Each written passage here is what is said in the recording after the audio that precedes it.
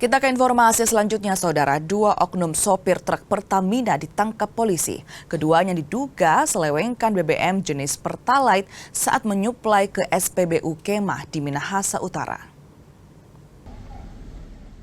Polisi menangkap dua oknum sopir truk masing-masing JU dan MR.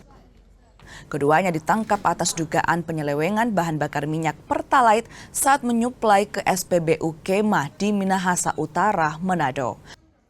Oknum sopir truk tersebut mencuri 150 liter Pertalite dengan mengisi ke dalam galon.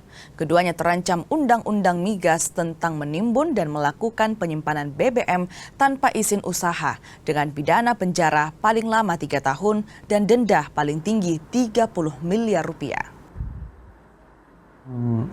Hal itu telah terkonfirmasi atas laporan masyarakat.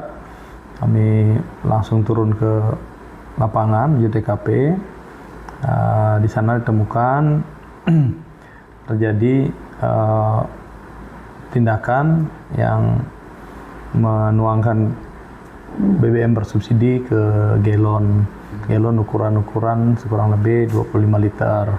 Kemudian atas temuan itu kami langsung amankan menuju ke Polres Minahasa Utara untuk dilakukan pemeriksaan lebih lanjut.